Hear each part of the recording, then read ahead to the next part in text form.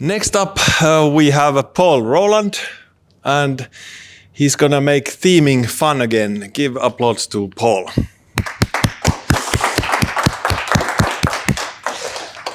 Yeah, thank you. I will try to make theming fun again, or at least very manageable for part-time themers, which is a group that can use a little help every now and again. So making theming fun again, or how to be a lazy CSS person.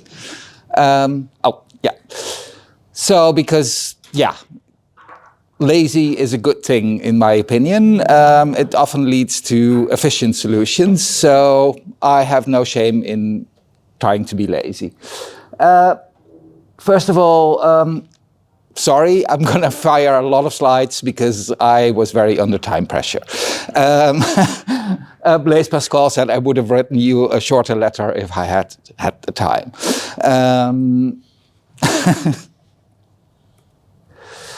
So, about me, or about the times that dinosaurs roamed the earth.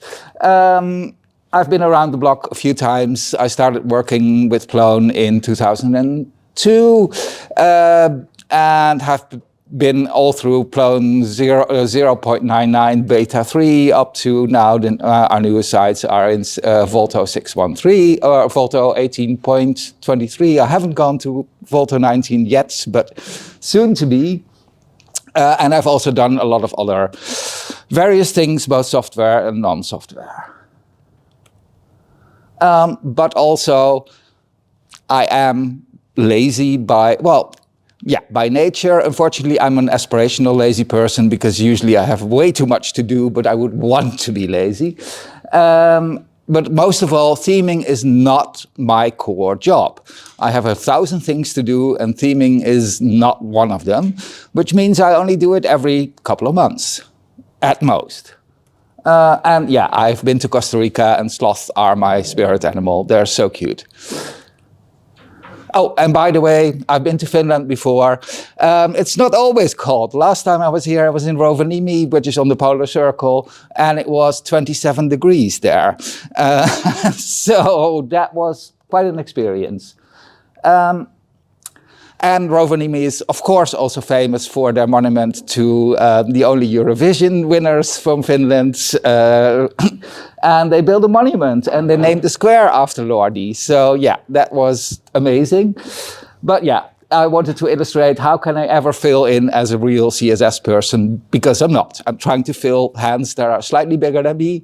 So I have to cheat. First cheat is very simple.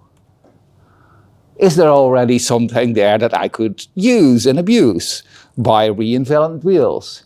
And yeah, there actually is. It's called Volto Light Theme. Volto Light Theme is quite nice. These are actually satirical stock photos. That's why I'm using them. They're from Unfinished Business. If they look slightly off, that is the whole point of them. But Volto Light Theme is a lot of things, but most of all, it's incredibly slick. So, win for all. It's well designed, it's modern, it's mobile first, it's accessibility tested, it has all the things. So you would be thinking like, yay! But if you look at it a bit longer, you're like, it's very solid. It's very solid. It's also rather boring at times. So, yeah, it's not all well if you want to have a little bit fun. So, the question that I was asking about Volto Light Theme, is it art? And I was like, no, it's a bit too businesslike. But I had very little time, so I was like, okay, what can I start doing? But as said, I don't know if people have noticed this random thing lying around here. I'm about as natural at CSS as a big green ball is lying around in the streets of Jyväskylä. It's just a bit odd to have me doing CSS. So what I was then experimenting with was obviously, should I maybe cheat even more? Use Volta-Light Team and then cheat even more by getting some artificial doping, because that's what all the cool kids are doing. And I was like, I'm not a cool kid, but I can try to be one. This is the allegory on Tulip Mania. As a Dutch person, we have been around the block a couple of times on all the hypes, from Tulip Mania to Bitcoin to AI. They're all fairly similar, and that's why I'm still an AI skeptic. I have some very questions about privacy, about security. I would never let AI touch data that we hold internally unless I can be very sure that it's on a locally held LLM and that it has no access to the internet. But still, Tulip Mania, be gone. Everybody's doing it now. Let's try. And it worked. It was amazing. And it was also quite fast. So, first of all, of course, everybody asks, look, what is the best LLM model? And every week there's a new one, and I don't have time for that. Again, this is not my core job. So for me, Gemini was a tool of choice. Also because I'm a Gemini, but no, that was not really the reason. Gemini is extremely good at reading docs. You write a Gemini MD file and say, like, here are the docs for Volta-Light Team. Here are the docs for Volta, by the way. And it goes and gobbles it all up, and it starts to understand them. It's really helpful. It's also quite good at CSS. It's maybe not the most advanced model, but it's good enough to do CSS. It's pretty good. It can be used in a terminal because I have no time to install various browser add-ons and other crap. I want a terminal because that's simple. It has an extremely generous free tier, which is helpful. And the installation is literally this. It's one line. And you're done. And if you want to refresh it, you do the line again. It's really, really, really simple, and it just works. So that was my choice. And I started talking to it about one of my favorite subjects, Hello Kitty, obviously. First of all, you have to instruct it. You have to say, like, here's where the file lives. And then can you suggest some updates to look like the cartoon character Hello Kitty? Well, it thinks for a while. It says, like, yeah, I will look up on the web what Hello Kitty does, what it means, and it came up with a color scheme. I wasn't quite happy about it, so I created a palette of my own, and then I pointed it towards and say, like, here's the one that I created. Please use those colors because I like them. It thinks for a while, and it's like, yeah, okay, we can do that. Then, of course, I didn't want it to use the real Hello Kitty, because if you think Disney lawyers are evil, wait till you see Sanrio lawyers. You're not going to use that. And also because Hello Kitty came after Miffy, and there are various copyright things to be said about that.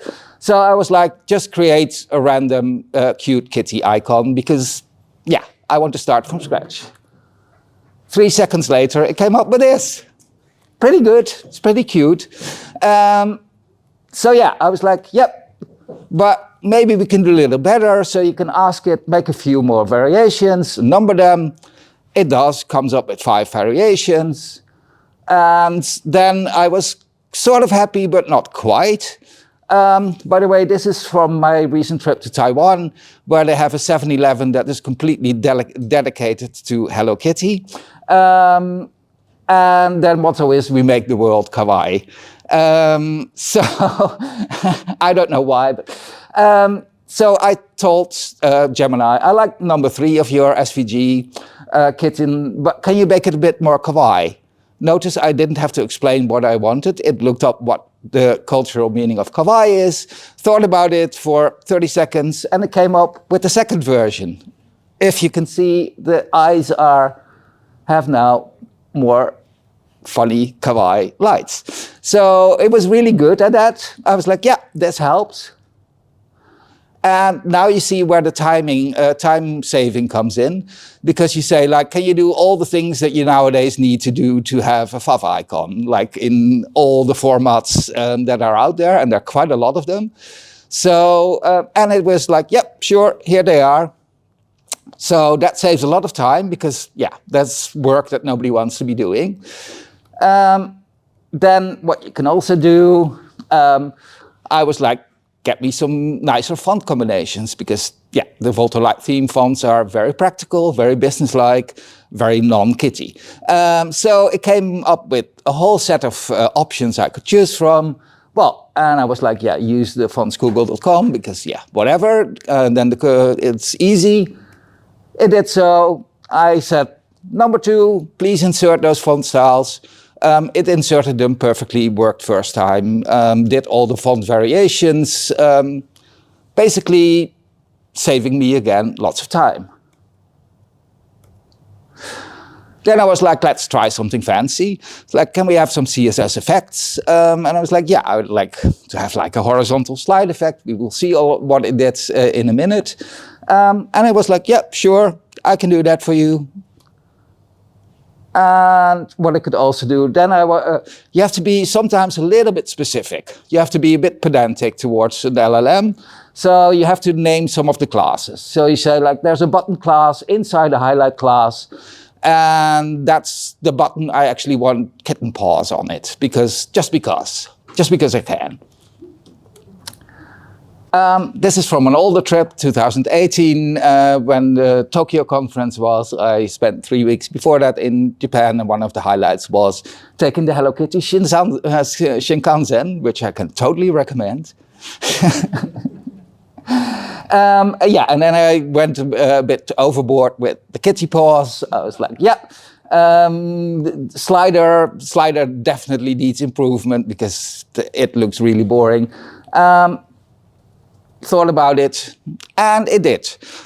It failed at my last request. Sometimes it breaks apart a little bit, because I then asked it, can you correct it? So can you please run make lint to make sure all the CSS definitions are in the order that lint wants? And it failed a little bit at that. So you really had to point it to which lint, which version of Prettier are you using. Then it looked at the source code, and then it still couldn't quite figure it out. So in the end, I had to manually do 1 or 2 changes. But yeah, doable. What? There's a make format for that, so you don't have to. Okay, I don't know that. Thank you for the tip. So here it had to get some help.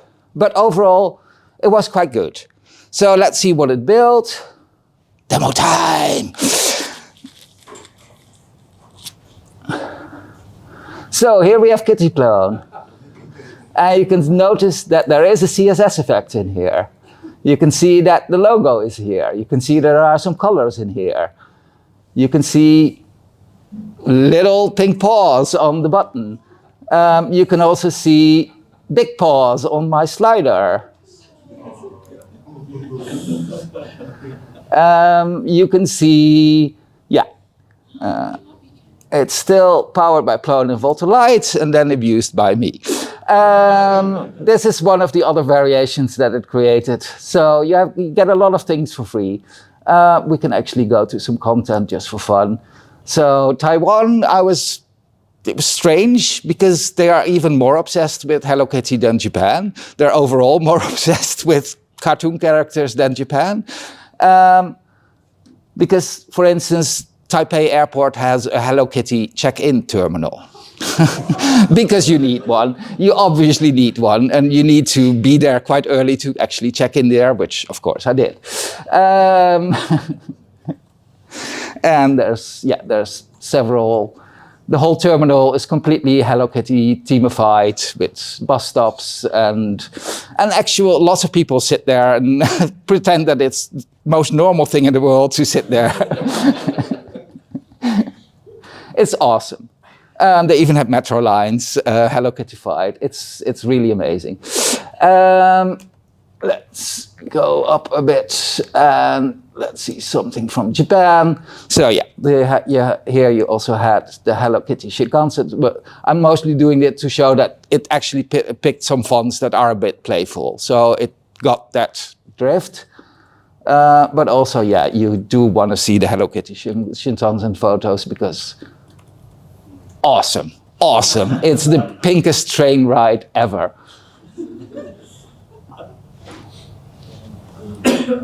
I can utterly recommend it. It goes all the way from the south to up to Tokyo. So awesome.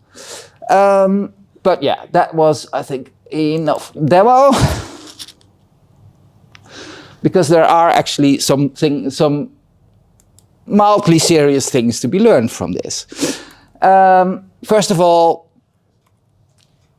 I literally did the only change on the lint. All the rest it did with the prompts you just saw. I laid no finger on it. It was quite amazing. So this stuff is actually really fun. It's also really fast. It works quite well. And it's not only working on Hello Kitty. I also tried a few other variations. It actually can look at Figma mockups or other mockup stories. And so you can tell it like, this is the mockup. Could you please make my real site look as much as this as possible? Which is really nice because you can just do the whole Figma or the modern open source varieties of it and say like, yep, that's more or less what I want. Go figure it out. And usually it's good enough. Probably some real pixel pusher will get very angry at you, but if you need to do, it's actually quite good. So my conclusions are that, well, first of all, VLT is a super excellent base to work on because all the tough stuff like accessibility and a whole lot of other things are already built in and a lot of customization options. So you only need to change that main SCSS and what are they called? The variables.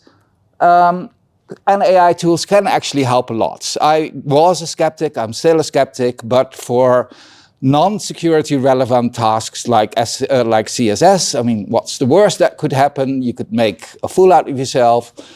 I've been known to do that anyway, so it's probably not that bad. You could theoretically build an evil SVG that does things. Copyright could maybe. Copyright, yeah, but yes. But you still need to know what you actually want because otherwise it gets lost. So you need to be quite specific in your instructions. You still need to know how to use some of the tools. Otherwise you can't check if it used them correctly. You can't let it do everything, but it can do quite a bit and a lot faster than I can. And also, I can't be bothered to remember the exact syntax of a flexbox. I'd rather tell it like I want 4 columns and they all should be flexboxes and they should be blah, blah, blah. And it does and it's there. Because as said, if I do it once every 3 months, it's a lot. By that time, I've forgotten the CSS and especially the SCSS syntax and the indentations and just can't be bothered with it. So for me, it actually makes theming a lot of fun again. I mean, this is an especially silly one, the Hello Kitty one, but even when I tried more serious designs, it actually did a lot of the boring work for me, allowing me to more express what I want without concentrating on every last syllable and every last syntax thingy. Which normally kills my joy in theming. And this allows me to have a lot more joy in theming. So it may seem a bit odd at first, like putting lakritz in yogurt. That's also a really odd thing, but the Finnish people seem to like that. So it may seem weird, but don't knock it till you try it. You might actually like it. I actually like the yogurt one. The ice cream is a step too far. Don't do that anymore. And yeah, as said, you should use it on other things because yeah, I am known to like Hello Kitty, but my secret hero is of course Doraemon. So my next project will probably be a Doraemon website because it's blue, it's much more Plone-like. So I do think we should have a Doraemon-inspired theme for 7. That should be the launch theme. Yeah. Okay, I'm great. Yeah, we have confirmation that will happen. And yeah, so end conclusion would be, yeah, this was quite creepy in Tokyo, these stands with all these new moving things. So all hail to our new AI overlords. No, not really, really be careful with this stuff, but in the case of CSS and of doing things that you don't want to do because they're boring, I mean, creating all the different varieties of a fav icon is just boring. It's like, there are websites that also do it for you, but then you feed that website your information. You also don't want to do it. This does it more or less locally for you, and it's done very quickly. So use them sparingly for boring tasks, so you can free up your brain for more creative tasks. Yeah. So more of those websites. And as said, I have tried them on serious designs, and I was relatively impressed with what it did from Figma and other mock-up software. Yeah, that really saves time. That was it already, more or less. Yeah, I'm usually known online as Polyester, on GitHub, on Mastodon, on Blue Sky. I have killed my Twitter Polyester account, so please don't try to mention me there. It's gone. Ever since Space Karen took over, I didn't use it anymore. And my email, my website, other things. Okay, that was it. Am I on time? Yeah, I'm on time. We even have time for questions. Yeah, questions, comments, or jokes, I don't think. We have a question. He's not the joker. Or a comment or a joke. Can you please tell us if you're also polyester related to Plone in India? To? Polyester related to Plone in India? Not that I know of. Okay, because there was an alert about polyester and Plone in India going bankrupt. And I was kind of, what the hell Paul do this time? Yes, that was actually the material polyester that they used to make cheap throwaway clothes. So that would be a good thing if they went bankrupt, if you ask me. But that has to do with my day job. Not with Plone at all. But yeah, no, that's not me. But yeah, other questions? I'm sure there are more opinionated people on what LLM to use, but really I was impressed with Gemini CLI. And as said, what is important for me is to address people like me, people who work in an organization that don't have a full-time web designer on staff, that occasionally also don't even have the budget to hire one if they need one, and that need to do gradual updates on their own websites after it was delivered by a service bureau or whatever, but sometimes 2 years later the budget is gone. You want a slight update of your CSS to look a bit more modern, or because the powers that be that have decided that the color palette is changing because you have a new logo, because you have a new director. These things happen, we all know. And then a tool like Gemini CLI is more than good enough to make those changes for you. So for me, it's really important to keep also the casual Ploner happy. It's good that also the hardcore developers are always happy. You do always great jobs, but there's an amazing amount of casual developers out there that are important because they are actually your evangelists. Do not underestimate the power of people that like working with Plone and making their slight little changes on it, because they will advocate for the next big project when there is money to go to Plone and not to one of the competing systems. All right. Amen to that. More questions. We still have 4 minutes. Well, I have a story, because not about AI, but about the pink theme and the kitten paws and all that stuff. Our university had this amazing information system for students and teachers, for 20 years, and user interface was created in early 2000s, and it was kind of like rustic, very functional, very good. We replaced it with a new one later on, but it has a separate CSS themes, and one of the themes was called "Oh My God, Ponies," and it had a pink banner, some hearts and stars and stuff like that, and people were actually changing their style to that pink theme, and they liked to use the software because it had this friendly theme, even though the user interface wasn't that fine-tuned or mobile friendly or anything. So maybe that's something to think with your next migration or new project, that just put there those pretty kids and dogs and paws and that kind of stuff to the user interface, and the users won't have any negative aspects to the new, because they have to learn new, but I get to press this pink paw there. So that's my thought. Yeah, I can show you the paws again. I mean, no, this one, home, especially for Timo. I mean, doesn't this look much better as a slider if you have paws?